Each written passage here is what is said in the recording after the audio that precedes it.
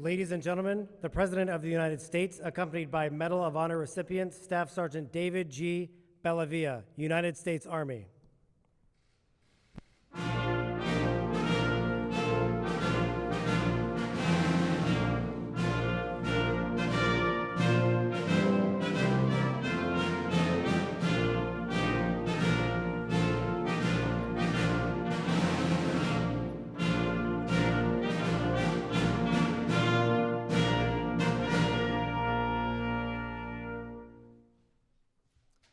Ladies and gentlemen, please join me as we mark this ceremony in a word of prayer.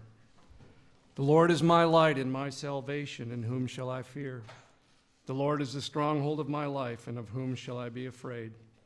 Righteous, just, and loving God, today we gather to honor the spirit of a warrior who put others' safety above his own and ran toward danger, meeting it face to face.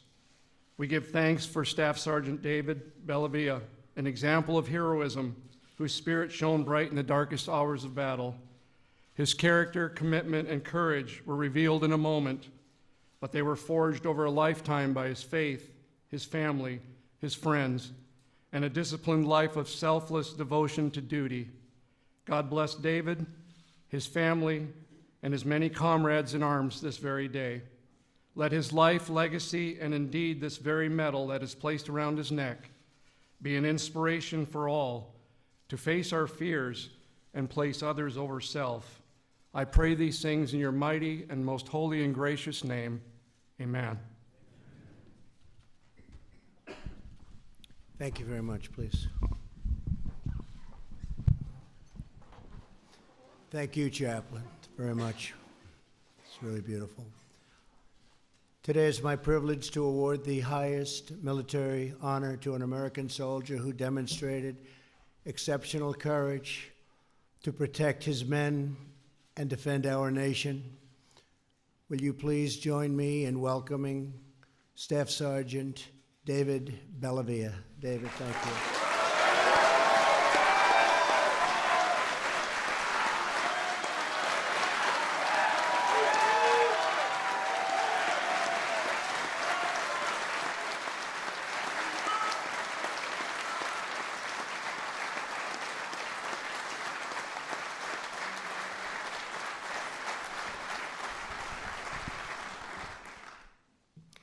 David is the first living recipient to earn the Congressional Medal of Honor for his bravery in the Iraq War.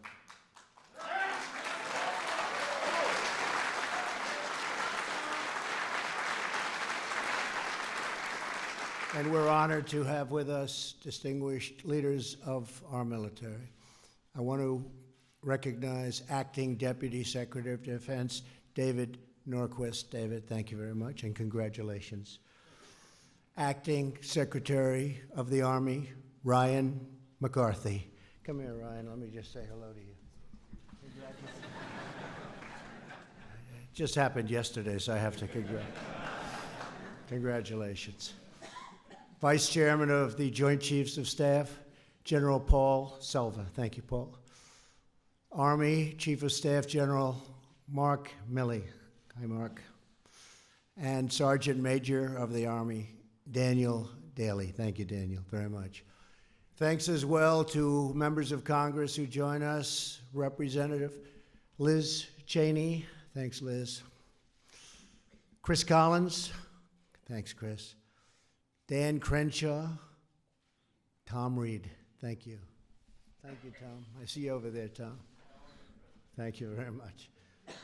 Joining David for this special ceremony are his wife, Deanna, and 3 children, Evan, Aiden, and Vivian, along with his mother, Marilyn, and his brothers, Daniel and Rand.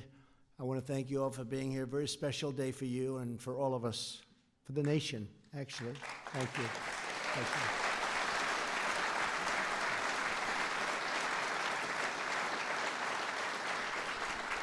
you. David's father, William, passed away in 2017, and though he's no longer with us, we know that today he must be one of those proud dads. He's looking down upon us from heaven, and he's very proud of his son and his son's family. I have to say that. Thank you, David. Finally, we are gratified to be joined by 8 previous Medal of Honor recipients. And I have to tell you, I've got to know just about all of them. You are forever with us. You inspire us. You are truly brave, great people. Thank you very much for being here. Brave people. David grew up in Western New York. He was the youngest of 4 children. As a boy, he would listen to stories from his grandfather, a World War II veteran and hero in his own right, who earned a Bronze Star in the Normandy campaign. I just came back from Normandy. That was something. As David remembers, his grandfather's stories were always vivid, with source of pride, and they were delivered very beautifully. There was a nobility and purpose in the infantry, and David saw that at a very young age. I wanted to be what my grandfather was. David would often say, I wanted to be part of this noble adventure. Is that right? That's a pretty good quote, would you say? Better say yes, otherwise I have a problem. In 1999, David followed the example of his grandfather and joined the United States Army Infantry. Several months after the September 11th attack on our nation, David deployed, saying goodbye to his wife and his son, Evan. He served in Germany, Kosovo, and then in Iraq. In November of 2004, after nearly a year of intense enemy combat in Iraq, David led his squad into battle to liberate the city of Fallujah and anti-Iraq forces. That was a tough place. This operation was the bloodiest battle of the Iraq War. For 3 days straight, David and his men kicked down doors, searched houses, and destroyed enemy weapons, never knowing where they would find a terrorist lurking next, and there were plenty of them. The 3rd day of battle was November 10th, David's 29th birthday. That night, his squad was tasked with clearing 12 houses occupied by insurgents. Very dangerous operation. They entered house after house and secured 9 of the buildings. Then came the 10th. That was a tough one. It was a 3-story building surrounded by a 9-foot wall. As they entered the house and moved into the living room, 2 men were behind concrete barricades. They opened fire on David and everybody. In the dark of night, shards of glass, brick, and plaster flew into the air, wounding multiple soldiers. The rounds of fire ripped holes into the wall, separating the Americans from the terrorists. The wall was ripped to shreds. David knew they had to get out. David thought that they had it. He leapt into the torrent of bullets and fired back at the enemy without even thinking. The insurgents, he just took over. David took over. He provided suppressive fire while his men evacuated, rescuing his entire squad at the risk of his own life. Only when his men were all out did David exit the building. But the fighting was far from over. Militants on the roof fired down at them with round after deadly round. A Bradley fighting vehicle came to the scene to suppress the enemy and drove them further into the building. Knowing that he would face almost certain death, David decided to go back inside the house and make sure that not a single terrorist escaped alive or escaped in any way. He quickly encountered an insurgent who was about to fire a rocket-propelled grenade at his squad. David once again jumped into danger and killed him before he had a chance to launch that grenade. Next, 2 more insurgents came out of hiding and fired at David. He returned fire, killing them both. Then a 3rd assailant burst out of a wardrobe, wearing a wardrobe, and opened fire. David shot and wounded the man, but he escaped up the stairs. Racing after him, David engaged in hand-to-hand combat and killed him too. Bleeding and badly wounded, David had single-handedly defeated the forces who had attacked his unit and would have killed them all had it not been for the bravery of David. Just then, yet another combatant jumped down from the 3rd-story roof and attacked. David shot him, and the assailant fell off the balcony. Alone in the dark, David killed 4 insurgents and seriously wounded the 5th, saving his soldiers and facing down the enemies of civilization. Here with us today are 32 American service members who fought with David in Iraq, including 12 who are with David on that very, very horrible and dangerous November night. Please stand.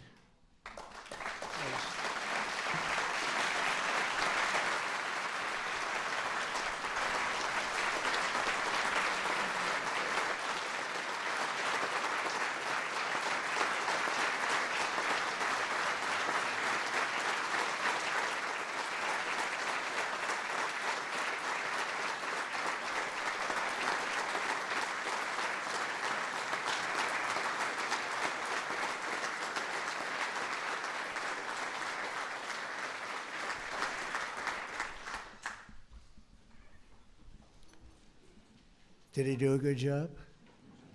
If not, it's not too late. Thank you very much for being here. We appreciate it very much. Also with us are 5 families of David's brothers in arms who made the supreme sacrifice.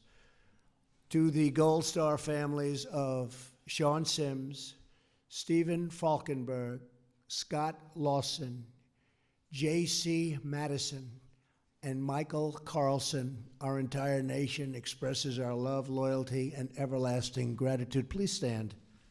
Please.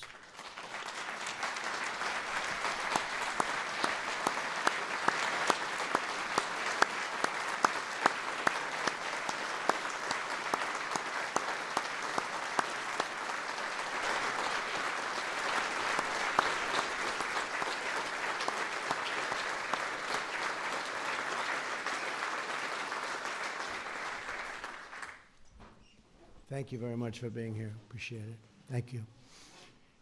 David often tells young people, Americans don't want to fight, but if someone picks a fight with us, we will always win, because we don't fight for awards or recognition. We fight for love of our country, our homeland, our family, and our unit, and that's stronger than anything the enemy has. So thank you, and thank you to his family very much.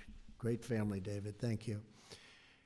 David exemplifies the same warrior ethos that gave his grandfather and all of the heroes of Normandy the strength to defeat evil exactly 75 years ago. I hear that his grandfather, Joseph, is now 99 years old, and that today he's watching this ceremony at his home in Jamestown, New York. A lot of people are watching, David. America is blessed with the heroes and great people like Staff Sergeant Bellavia, whose intrepid spirit and unwavering resolve defeats our enemies, protects our freedoms, and defends our great American flag. David, today we honor your extraordinary courage. We salute your selfless service, and we thank you for carrying on the legacy of American valor that has always made our blessed nation the strongest and mightiest anywhere in the world. And we're doing better today than we've ever done. Our country is stronger now, and we're doing better economically than ever before. We're setting records, and you fought for something that's really good, and we appreciate it, David. Really appreciate it. Thank you. And now I'm very pleased to ask the military aide to come forward while I present the Congressional Medal of Honor to Staff Sergeant David Bellavia. Please.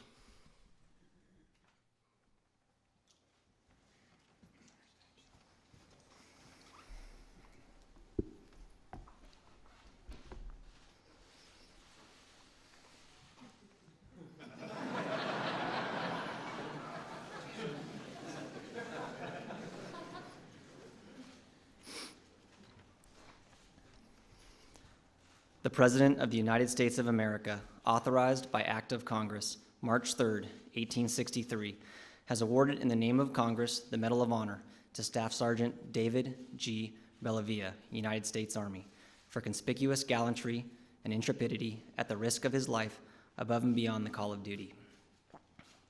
Staff Sergeant David G. Bellavia distinguished himself by acts of gallantry and intrepidity above and beyond the call of duty on November 10, 2004, while serving as squad leader in support of Operation Phantom Fury in Fallujah, Iraq.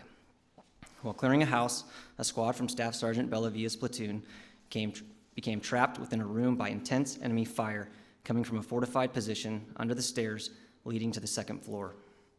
Recognizing the immediate severity of the situation and with disregard for his own safety, Staff Sergeant Bellavia retrieved an automatic weapon and entered the doorway of the house to engage the insurgents. With enemy rounds impacting around him, Staff Sergeant Bellavia fired at the enemy position at a cyclic rate, providing covering fire that allowed the squad to break contact and exit the house. A Bradley fighting vehicle was brought forward to suppress the enemy. However, due to high walls surrounding the house, it could not fire directly at the enemy position. Staff Sergeant Bellavia then re-entered the house and again came under intense enemy fire. He observed an enemy insurgent preparing to launch a rocket-propelled grenade at his platoon. Recognizing the grave danger the grenade posed to his fellow soldiers, Staff Sergeant Bellavia assaulted the enemy position, killing one insurgent and wounding another who ran to a different part of the house. Staff Sergeant Bellavia, realizing he had an uncleared, darkened room to his back, moved to clear it. As he entered, an insurgent came down the stairs firing at him. Simultaneously, the previously wounded insurgent reemerged and engaged Staff Sergeant Bellavia.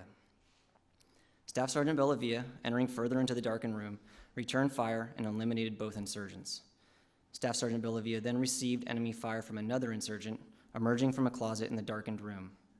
Exchanging gunfire, Staff Sergeant Bellavia pursued the enemy up the stairs and eliminated him. Now on the second floor, Staff Sergeant Bellavia moved to a door that opened onto the roof. At this point, a fifth insurgent leapt from the third floor roof onto the second floor roof. Staff Sergeant Bellavia engaged the insurgent through a window, wounding him in the back and legs, and caused him to fall off the roof. Acting on instinct to save the members of his platoon from an imminent threat, Staff Sergeant Bellavia ultimately cleared an entire enemy-filled house, destroyed 4 insurgents, and badly wounded a 5th. Staff Sergeant Bellavia's bravery, complete disregard for his own safety, and unselfish and courageous actions are in keeping with the finest traditions of military service and reflect great credit upon himself and the United States Army.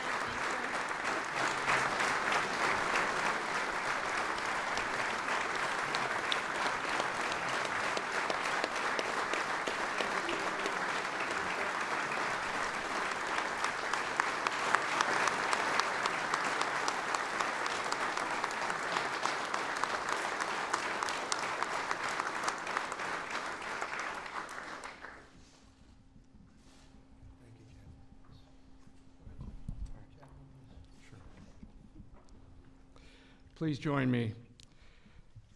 Most holy God, as we go from this place, let this ceremony be a reminder of your faithfulness and a challenge to us all to live a life of courage and honor, placing the needs of others first. Thank you for the life of Staff Sergeant David Bellavia. May his life be an inspiration to each of us. Lord, as we walk, be our light and our guide. Bless our nation and keep the lamp of liberty burning bright. In your most gracious and holy name I pray. Amen.